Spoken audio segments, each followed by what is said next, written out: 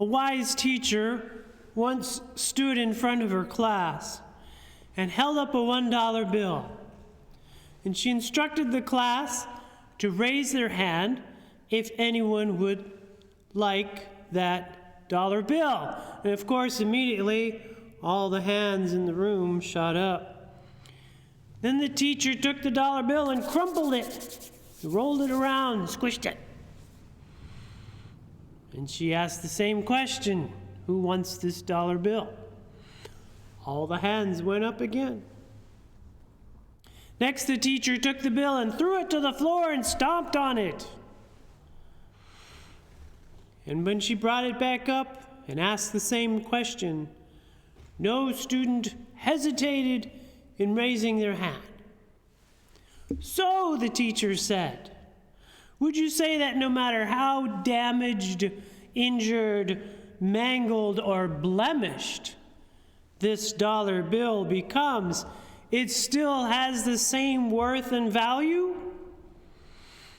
Yes, the students cried out, and they each got their own dollar bill.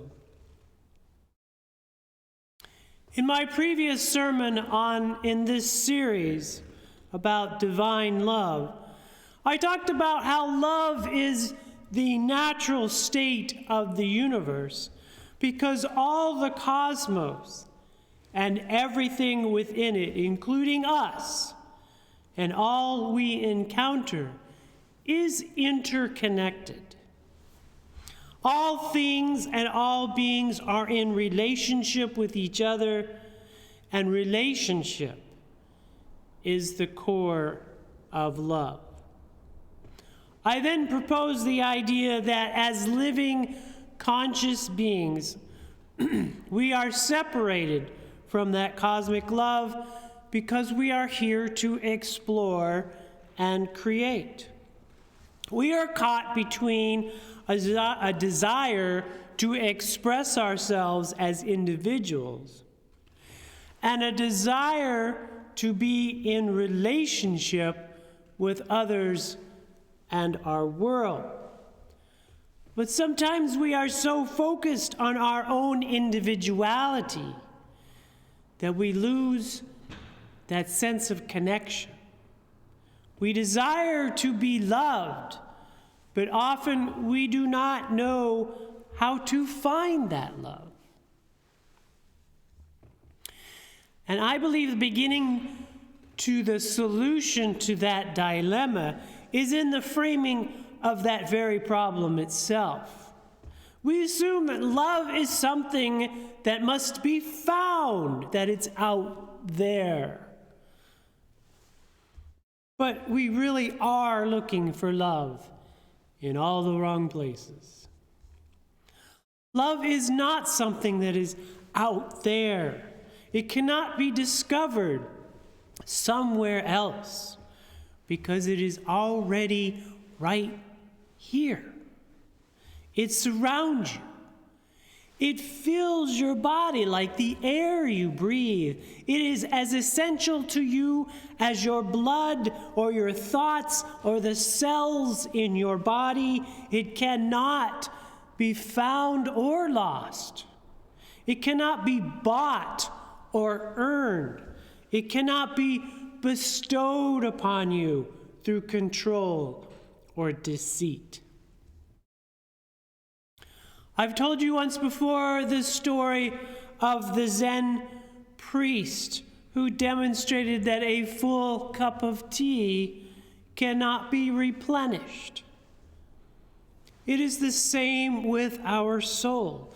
To appreciate ourselves, to fill our lives with self-compassion, to accept for ourselves the love that surrounds us, we must first be empty. Accept that you are a child of the universe like all other beings. As such, you come into this world as no less than any other.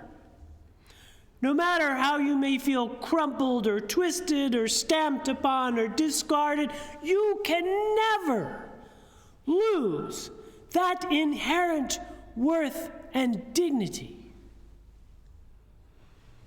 As the Buddha has taught us, you are not your thoughts, you are not your beliefs, and you are not your fears. All these things are like shades because you are not the lamp, but you are the flame inside, waiting to enlighten the world. As the Hindu text known as the Mundaka Upanishad says, quote, "Bright but hidden, the self dwells in the heart. Everything that moves, breathes, opens, and closes lives in the self. This is the source of love and may be known through love, but not through thought. This is the goal of life." Unquote. So the path that leads to divine love must begin with the love of our own selves. We must empty the cup and let love flow in. It sounds simple, but so many of us avoid doing what we need to do for ourselves. Sometimes we avoid self-love because we are afraid. We are afraid of what we might find. Instead, it feels better to find a distraction, an indulgence, an obsession, an addiction, a pretense, a deception. We are promised love when we buy the right thing, or meet the proper standard, or believe in the correct philosophy. Human love is always conditional. Only the source of that love is absolute. At other times, we avoid self-love not out of fear, but of shame. We may be taught that attention to our self is selfish. But there is a difference between being selfish and self-full. And the difference depends not on what you do, but on how your actions affect others. If, for an example, you are in a room of 6 people who are all seated around a plate of 6 sandwiches, and you decide to take 2 of those sandwiches for yourself, you are being selfish because you have denied a meal to somebody else. You have consciously chosen to take action that might cause harm.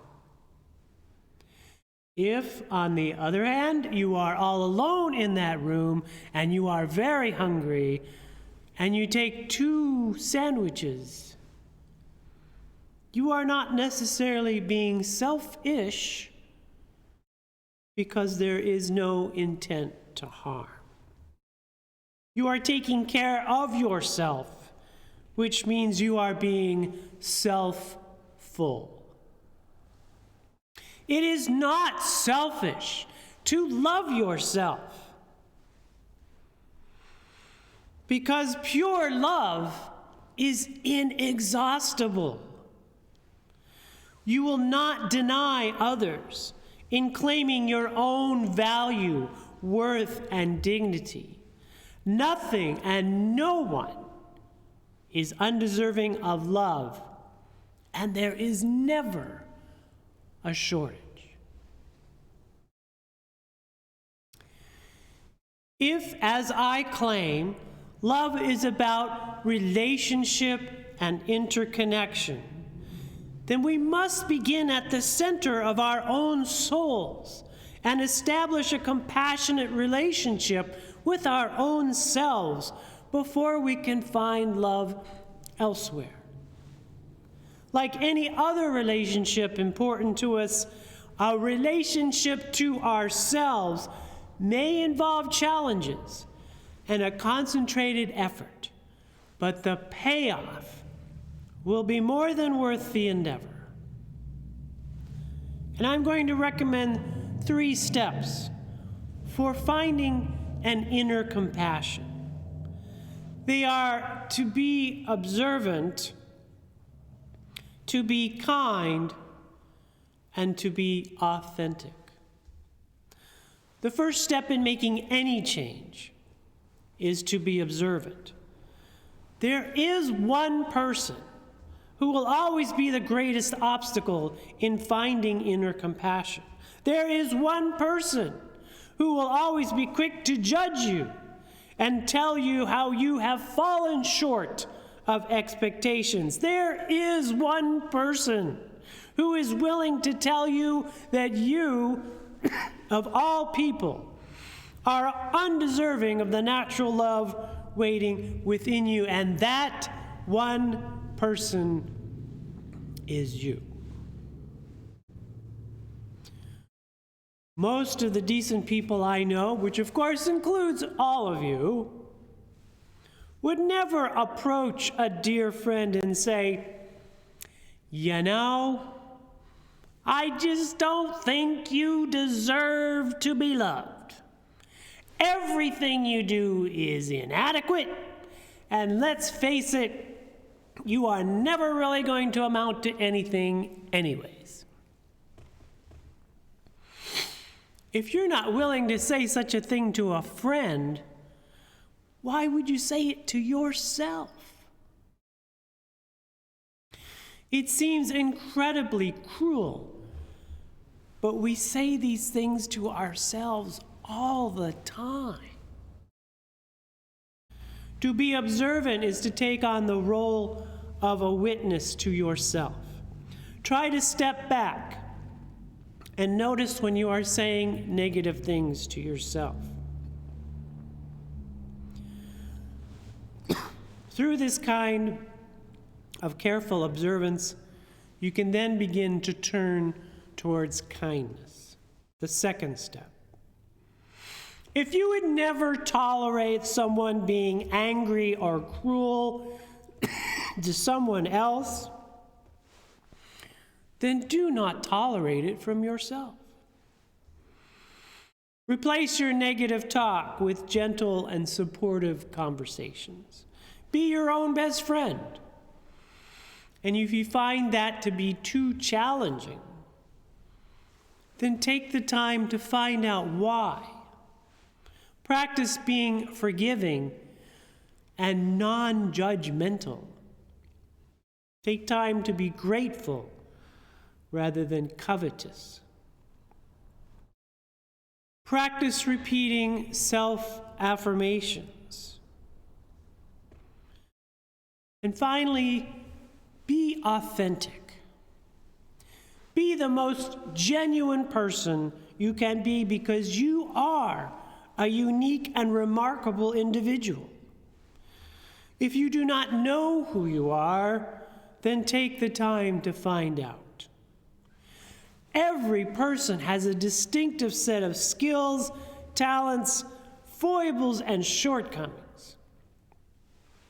Define yours and then strive to live through and with them.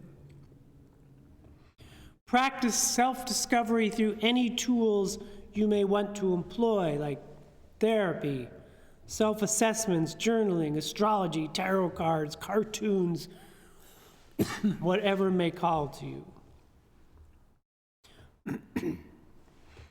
Now, I know this may sound like some kind of feel-good motivational speech rather than a sermon, but I want to propose to you that the best way to develop a positive self-image, the best way to become compassionate towards yourself and others, the best way to establish positive values from which to grow and thrive is through a positive spirituality.